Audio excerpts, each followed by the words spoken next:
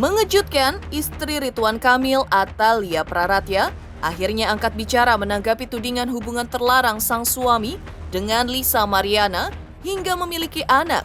Dinilainya 1000% fitnah dan settingan orang jahat. Seperti apa pula pengakuan Lisa Mariana yang mulai secara detail mengungkap hubungannya dengan Ridwan Kamil di masa lalu. Benarkah Lisa Mariana mengaku bahwa ia pernah menginap bareng Ridwan Kamil di salah satu hotel di Palembang pada tahun 2021 silam selama 3 hari? Lantas seperti apa teropong Denny Darko atas kondisi hati Atalia saat ini pasca sang suami dituding memiliki hubungan terlarang hingga memiliki anak dengan Lisa Mariana? Seperti apa pula kondisi psikologis Atalia menghadapi tudingan perselingkuhan dari Lisa Mariana atas Ridwan Kamil? Pemirsa, bersama Intens Investigasi, kami hadirkan kabar terkini, terpercaya dan teraktual. Tetapi sebelumnya jangan lupa untuk like, subscribe, dan juga share channel YouTube ini.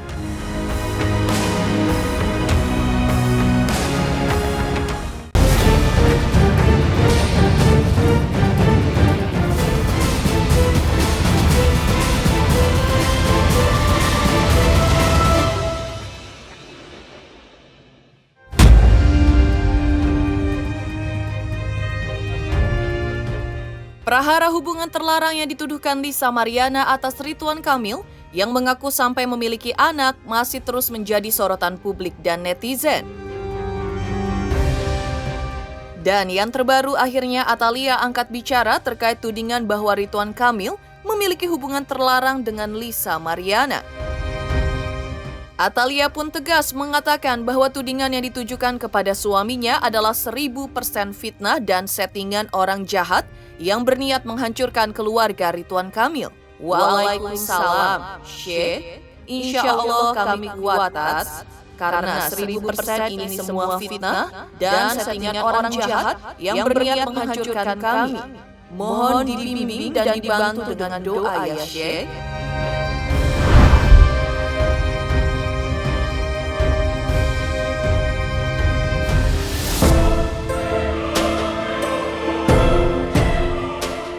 Syekh Yazin Al-Hakimi yang diberikan jawaban oleh Atalia Praratya, istri Ridwan Kamil pun mengatakan bahwa selama dirinya mendampingi Ridwan Kamil dan Atalia, keduanya adalah orang baik.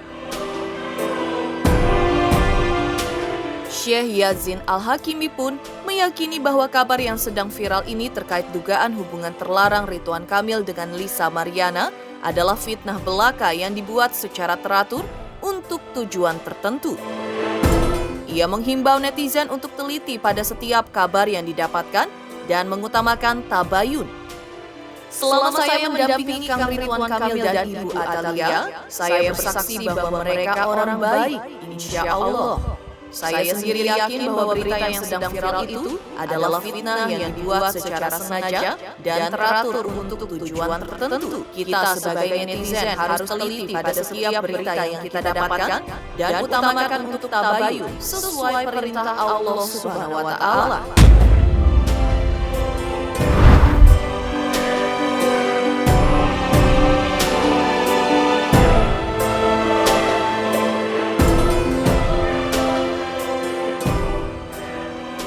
Sebenarnya beliau tidak curhat. Saya sendirian bertanya kepada beliau, kenapa masalahnya ini gimana gitu. Beliau menegaskan bahwasannya ini fitnah, 1000% fitnah ya. Jadi tidak ada kemungkinan bahwasannya Pak Ridwan Kamil pernah melakukan hal sesuai dengan berita yang sedang viral. Jadi itu balasan beliau, itu bukan curhat dan beliau bukan menceritakan dari beliau sendiri. Saya sendiri yang bertanya kepada beliau dan itu jawaban dari WhatsApp saya yang saya kirim ke beliau. Jadi bukan curhat di sini. Saya melihat beliau saat menjadi wali kota Bandung, bukan hanya saya, mungkin warga Bandung bisa menyaksikan itu, bisa menjadi saksi untuk kinerja beliau saat menjadi wali kota Bandung, saat menjadi gubernur dan sebagainya. Nah dari situ kita bisa menilai seseorang bahwasanya ini insya Allah orang baik. kita melihat apakah bermanfaat bagi orang lain, apakah taat kepada ajaran agama, apakah akhlaknya santun sopan, mengikuti juga budaya yang sangat baik, yang sangat ramah yang ada di Indonesia. Secara umum, Masya Allah, menurut saya beliau insya Allahnya aneh, karena ini dimunculkan di waktu yang sama saat masyarakat lagi sibuk dengan beberapa kasus-kasus yang sangat strategis di dalam negara kita. Ini juga harus juga dinilai. Yang mungkin di atas itu semua, yang memviralkannya, orang pertama yang memviralkannya dengan cara yang tidak ada bukti nyata apapun. Kalau bukti-bukti yang beliau munculkan di dalam story-story, maksud saya cewek atau perempuan yang menyebar berita ini tidak menyebar juga berita-berita yang terbukti secara bukti nyata. Kalau bukti ini dilaporkan ke polisi, maka polisi akan menerimanya sebagai kasus. Kita melihat bukti yang dilaporkan atau mungkin yang diviralkan oleh perempuan itu bukti yang bisa didesain, yang bisa diedit sendiri, pakai Canvas atau pakai Photoshop atau mungkin pakai aplikasi-aplikasi yang di HP kita. Mungkin anak muda bisa melakukan itu, pemula atau beginner dalam bidang editing bisa mendesain hal tersebut. Jadi saya yakin mungkin netizen itu sangat cerdas untuk menilai hal tersebut, sehingga sudah 100% berita ini bohong. Enggak. Menurut saya sendiri, dari apa yang saya lihat, dari sikap beliau, dari sejarah beliau, menurut saya itu fitnah. Sampai ada bukti nyata bahwasanya beliau pernah melakukan kesalahan. Nah, di atas itu semua juga, yang jadi pertanyaan di dalam otak saya sendiri, perempuan ini dia mencari keadilan kan? Mencari keadilan untuk dirinya, untuk anaknya, supaya anaknya dinafkahi. Nah, kenapa tidak melaporkannya ke polisi? Kenapa tidak melaporkannya ke pengadilan? Kalau benar-benar beliau punya bukti. Nah, kenapa tidak melaporkan? Dan pengadilan kita, setahu saya, alhamdulillah, negara kita sangat adil. Negara kita itu negara hukum. Kalau kita melaporkan sesuatu, kita melampirkan semua bukti-bukti yang kita miliki, saya yakin insya Allah negara kita akan memberikan hukuman yang paling adil terhadap dan juga ada satu hal lagi. Kenapa tidak menjadi pertanyaan atau mungkin pikiran di dalam diri kita sendiri atau sebuah pertimbangan? Bisa jadi orang ini mencari popularitas. Kalau kita melihat mungkin sebelumnya banyak orang yang menuduh Pak Ridwan Kamil atau menuduh orang yang popularitasnya tinggi. Dengan tuduhan ini, dengan memviralkan sebuah berita, mereka menjadi populer, mereka menjadi artis, mereka menjadi lebih terkenal. Bisa jadi orang ini ingin mencari popularitas. Bisa jadi orang ini ingin menjadi lebih terkenal. Bisa jadi orang ini ada kepentingan yang lain. Bisa jadi orang ini, wallahu a'lam ya, kita nggak tahu punya kepentingan yang lain atau orang lain mendorong dia untuk melakukan sesuatu seperti ini. Nah, saya juga nggak tahu tentang ini semua. Saya di dalam juga postingan saya di dalam Instagram saya menyebutkan itu menurut saya sendiri. Jadi menurut saya sendiri, wallahu a'lam, apa yang saya lihat dengan mata kepala saya sendiri. Nah, selain itu,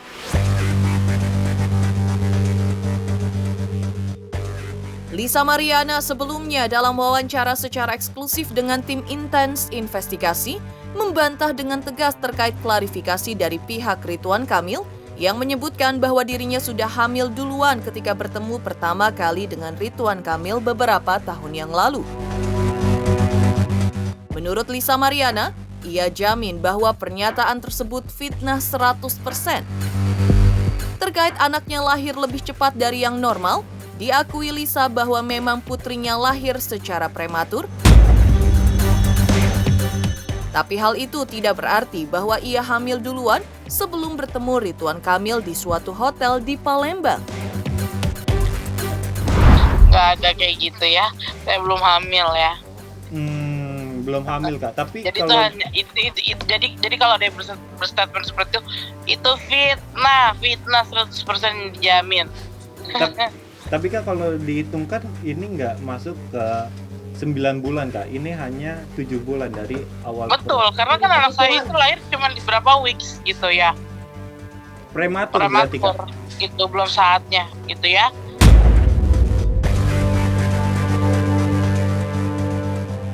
Tak hanya bantah hamil duluan seperti diakui Ridwan Kamil, pihak Lisa Mariana juga mengungkap secara detail bahwa dirinya memang pernah menginap bareng Ridwan Kamil selama 3 hari di sebuah hotel di Palembang pada bulan Juni 2021.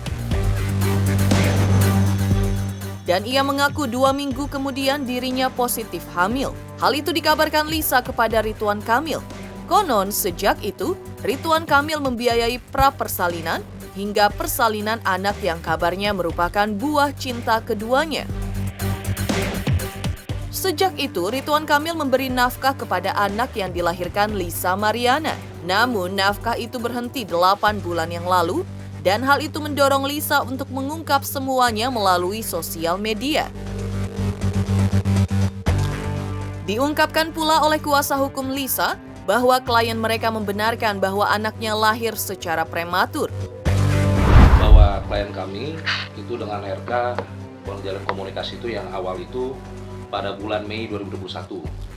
Dan poin yang kedua, bahwa awal pertemuan klien kami dengan RK pada bulan Juni 2021 di Hotel Windam Palembang. Itu pertemuannya. Klien kami itu dengan RK di sana bertemu selama 3 hari ya. 3 hari menginap di sana. Setelah pertemuan 3 hari tersebut, komunikasi klien kami dengan RK itu berjalan dengan intens, dan di situ juga selama 2 minggu kurang ya, 2 minggu setelah komunikasi itu, klien kami itu mengabarkan bahwa dia sedang hamil, mengandung. Nah selanjutnya RK itu membiayai biaya dari pasca kelahiran sampai lahiran, sampai anak itu lahir juga sudah dibiayai oleh RK. Dan 8 bulan terakhir dari hari ini itu kurang lebih udah tidak dibiayai lagi. Makanya klien kami meluap ini ke media, kayak gitu, seperti itu. Tadi untuk kelahiran anak itu di 26 Januari 2022. 26 Januari 2022? Iya, 26 Januari 2022 untuk kelahiran anaknya. Dari klien kami, menurut LM, anaknya itu memang lahir lebih dulu, alias kayak prematur ya, 37 minggu ya. Tidak 40 minggu, lebih cepat itu ya? Lebih cepat. Berarti lebih lahir prematur ya? Iya.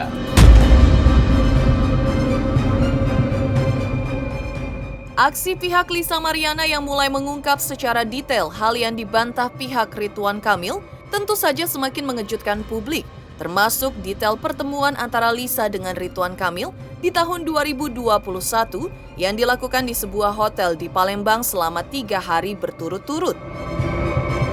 Terkait pengakuan tersebut, Hotman Paris Hutapea selaku advokat kondang menyampaikan saran hukum yang bisa ditempuh oleh pihak Lisa Mariana dari aspek teori hukum. Hotman Paris menduga hubungan antara Lisa dan Ridwan Kamil dilakukan atas dasar suka sama suka. Artinya tidak ada unsur penipuan ataupun aspek pidana lainnya. Oleh karena itu, menurut Hotman, pihak Lisa Mariana bisa mengajukan gugatan perdata ke pengadilan untuk mendesak pihak Ridwan Kamil agar mau melakukan tes DNA.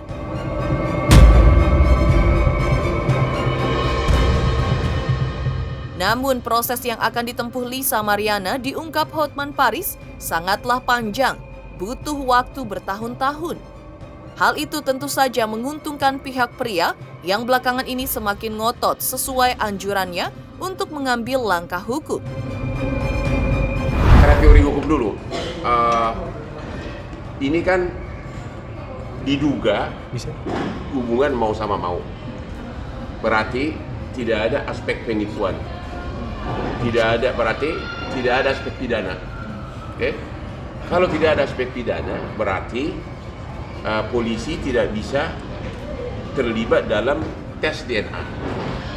Oke? Karena tidak ada aspek pidananya. Oke? Nah, kalau ada aspek pidananya, memang lebih menguntungkan cewek, karena polisi punya kekuatan power untuk mengharuskan tes DNA secara pidana, ya. Jadi, tapi karena ini hubungan mau sama mau, ya udah nggak bisa polisi dilibatkan untuk tes DNA. Sekarang secara normatif ya. Secara normatif kedua, secara perdata, okay. Ada dua jenis gugatan perdata yang bisa dilakukan oleh Lisa. Satu, gugatan perdata untuk meminta pengadilan menyatakan itu adalah anak sah dari si laki. Satu lagi, gugatan tentang akan dilakukan tes DNA. Oke, gugatan yang pertama yang perihal agar pengadilan menyatakan itu adalah anaknya si cowok itu prematur, ya, karena belum ada tes DNA, ngerti gak? Jadi itulah kelemahan bagi pihak wanita. Jadi pihak wanita tidak bisa langsung gugat ke pengadilan untuk menyatakan anak ini adalah anak dari si laki, karena belum ada bukti tes DNA. Chatting-chattingan, hubungan mesra, hubungan check-in di mana itu pun tidak membuktikan bahwa itu adalah anak. Kan cewek bisa aja dengan beberapa cowok kan, kalipun sudah misalnya seperti dikatakan oleh kuasa hukumnya Lisa bahwa mereka nginep 3 hari di luar kota, itu nggak jaminan bahwa itu adalah anaknya.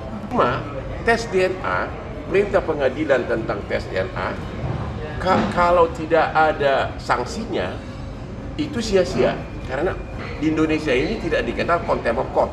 Artinya gini, orang yang tidak mematuhi hukuman putusan perdata tidak ada sanksinya.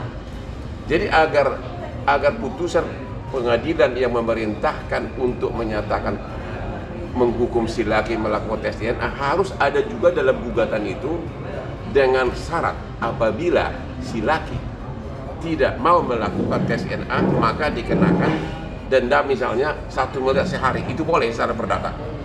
Kalau itu udah menang, ternyata terbukti bahwa memang itu anaknya, barulah gugat ganti rugi dan nafkah. Jadi perjuangan si wanita panjang. Pidana nggak bisa, perdata nggak bisa langsung gugat menyatakan bahwa itu adalah anaknya, karena belum ada tes DNA. Harus gugat perdata dulu, memerintahkan si laki untuk melakukan tes DNA. Kalau itu terbukti, baru kemudian gugat lagi nafkah dan ganti rugi. Jadi panjang ceritanya.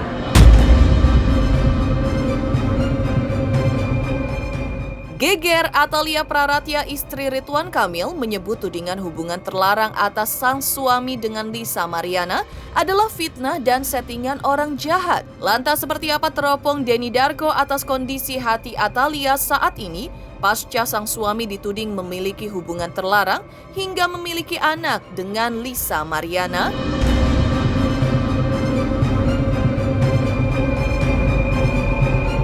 Selamat untuk Intens Investigasi karena sudah mencapai 3 juta subscribers di YouTube. Sukses selalu dan all the best. Oke.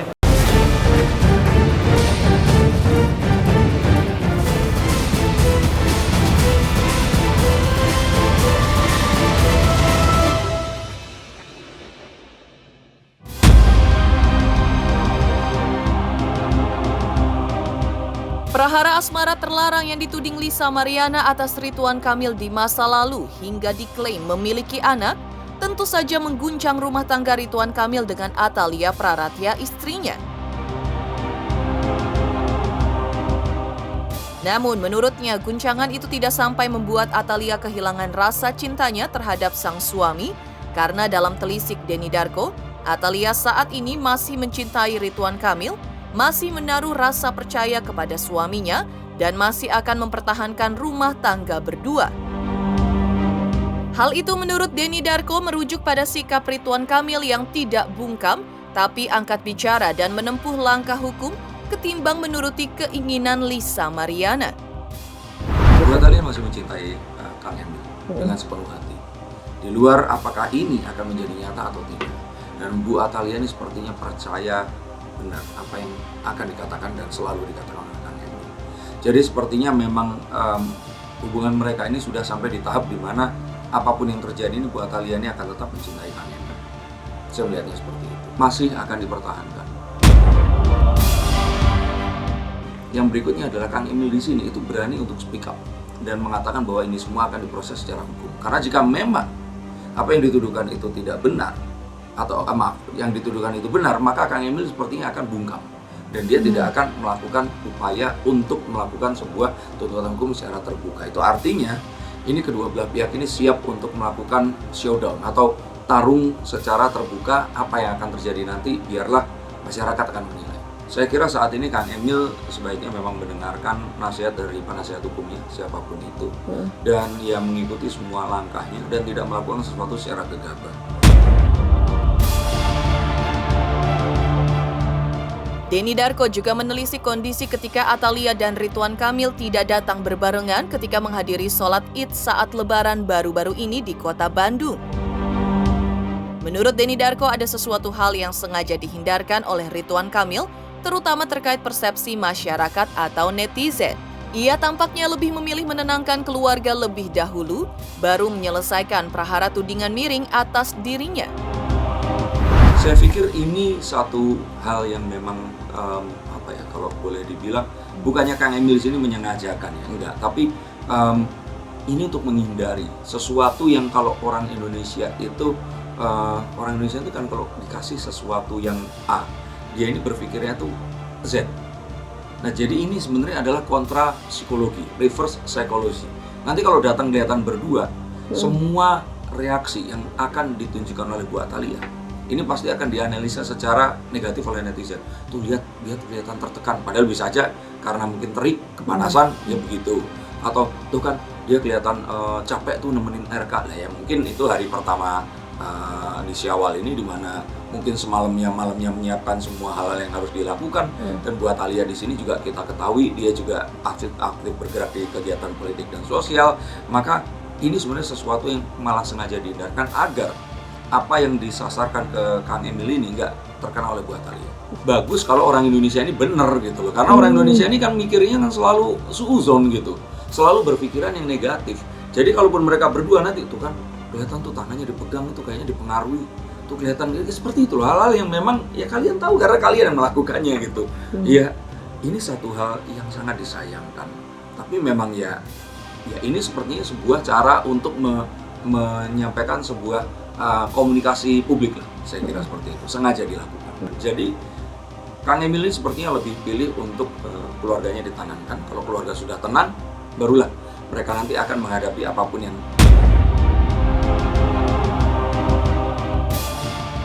Mengejutkan telisik Denny Darko atas kondisi hati Atalia saat ini ketika Ridwan Kamil dituding memiliki hubungan terlarang hingga memiliki anak dengan Lisa Mariana. Lantas seperti apa kondisi psikologis Atalia saat ini ketika Ridwan Kamil sebagai suaminya dituding Lisa Mariana memiliki hubungan terlarang hingga memiliki anak? Selamat untuk Intens Investigasi karena sudah mencapai 3 juta subscribers di YouTube. Sukses selalu and all the best. Oke.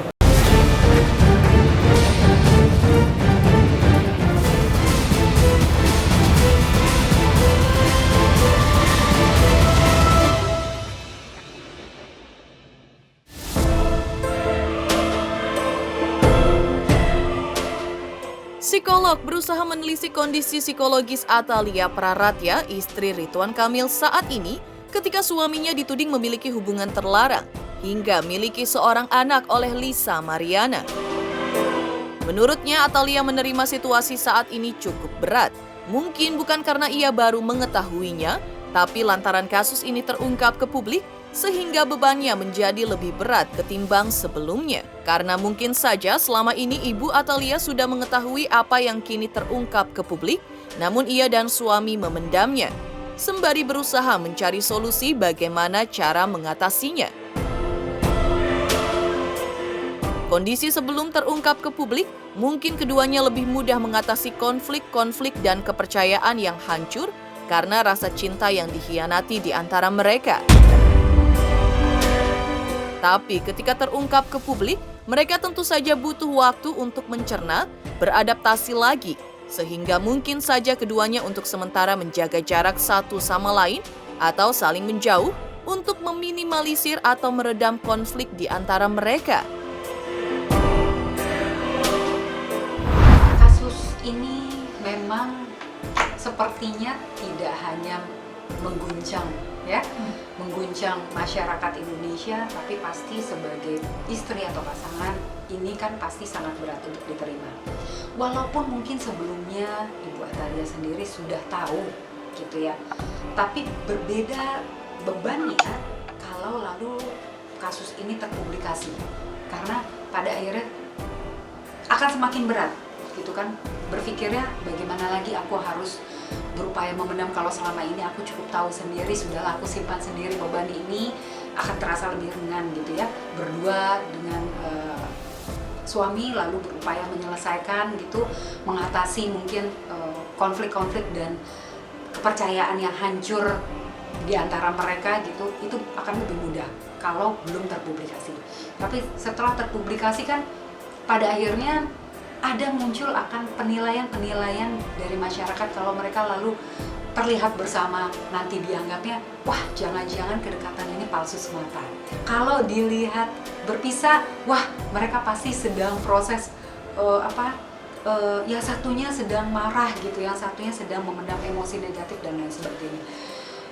Tapi yang pasti memang dalam kondisi demikian semua pasangan pasti dalam proses untuk beradaptasi, dalam proses untuk menerima, mencerna tentang kejadian tersebut, termasuk bagaimana mereka harus saling menyesuaikan diri terhadap situasi yang ada gitu ya. Karena biar bagaimanapun ini tidak mudah, kepercayaan yang hancur, rasa cinta yang dikhianati gitu ya, belum lagi penilaian-penilaian dari masyarakat luas yang pastinya akan membuat atau mempengaruhi suasana hati dan emosi mereka masing-masing gitu kan.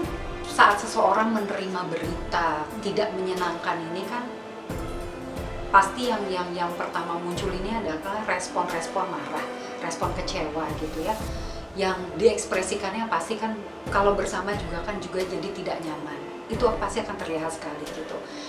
Jadi memastikan proses mereka menjauh sesaat atau mungkin tidak terlalu lengket kan, supaya memastikan mereka tidak menampilkan ekspresi atau gestur-gestur yang terlihat canggung justru gitu ya, atau mungkin mau dipaksakan tapi kan akhirnya masyarakat bisa melihat bahwa ada ekspresi yang tidak nyaman satu sama lain saat bersama gitu.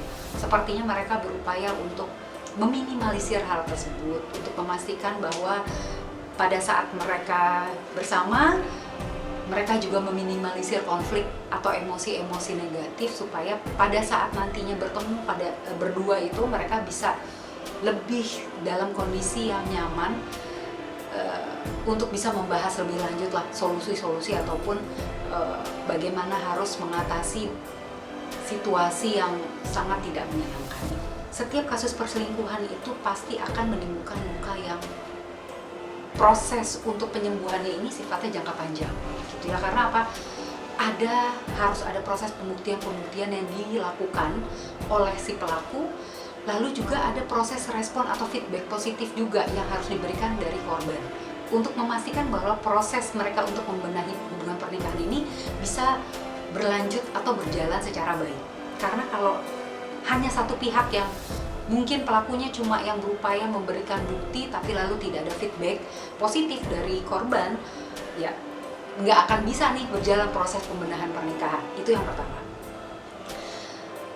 Situasi ini makin diperberat oleh kenyataan bahwa kasus ini terpublikasi secara luas, sehingga beban berat itu akan semakin membuat mereka kebingungan untuk bagaimana sih aku harus memperbaiki ini semua gitu. Sudahlah, aku harus berjuang memperbaiki hubungan atau mengembalikan kepercayaan, rasa cinta kasih dari pasanganku, plus juga ditambah aku harus membangun kembali citra atau mungkin penilaian-penilaian yang sudah kadung negatif di masyarakat. Nah ini, dua proses ini harus berjalan paralel, dalam arti mereka baik keluarga ini dalam arti harus butuh kerjasama yang sangat kuat untuk sama-sama mau mengatasi ini bersama. Karena kalau lalu hanya pihak suami yang berjuang sendiri lalu pihak istrinya tidak mendukung, maka ini akan semakin mempersulit tidak hanya di hubungan pernikahan tapi juga mempersulit atau memperburuk lah penilaian termasuk juga kinerja dari mereka berdua ini, penilaiannya di masyarakat. Demikian pemirsa kabar terkini, terpercaya dan teraktual yang kami hadirkan hari ini. Saksikan terus Intens Investigasi setiap hari Senin sampai dengan Jumat tayang 5 kali sehari, pada Sabtu tayang 3 kali sehari, yaitu pada pukul 11 siang, 12 siang, 3 sore, 5 sore, dan 6 sore tentunya hanya di YouTube channel. Dan pastikan jangan lupa untuk like, subscribe, share, dan juga komen channel Intens Investigasi.